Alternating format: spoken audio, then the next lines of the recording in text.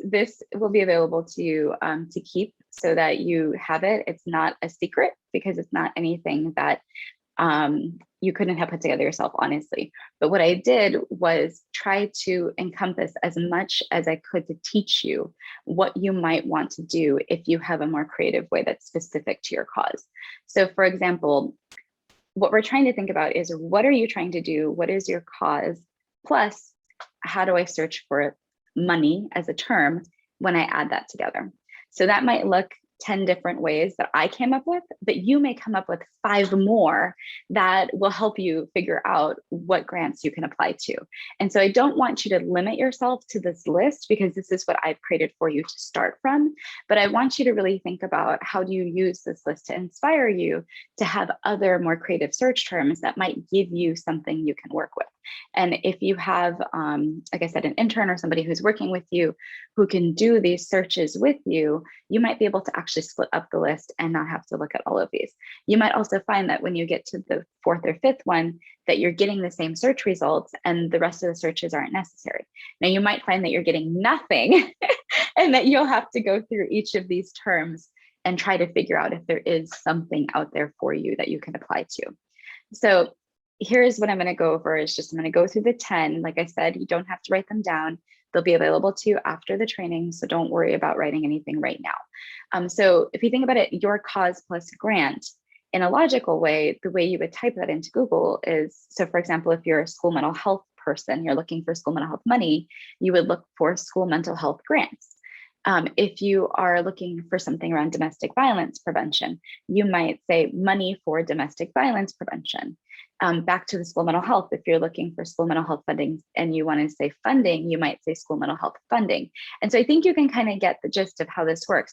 You're adding together what your cause is, plus another term, another search term that you change slightly, just to see if there's more results that come through.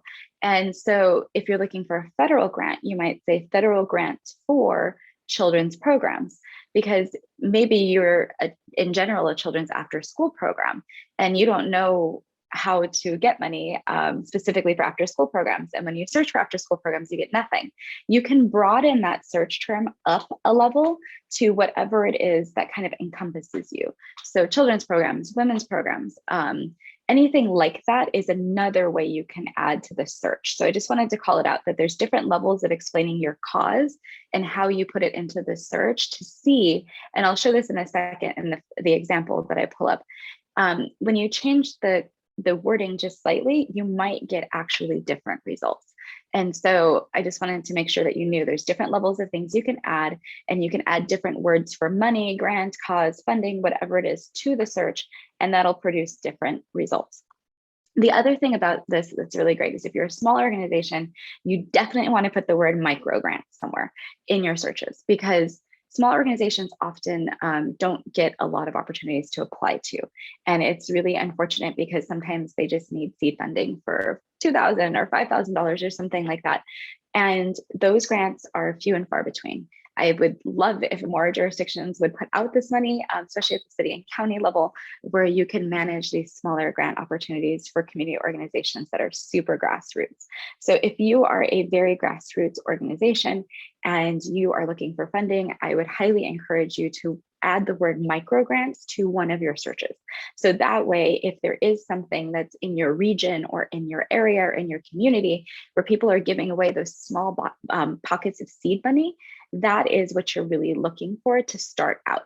And then you might be looking at a local foundation or a state grant or a federal grant eventually, once you've scaled what you're doing and you've grown. And so you don't want to take on with grants more money than you can actually use, because that's how you end up giving money back and you lose opportunities.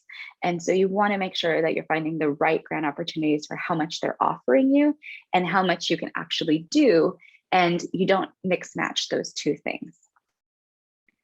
So the next set of searches I call location-based searches, because these are really, again, trying to get to things that are for your region, for your area.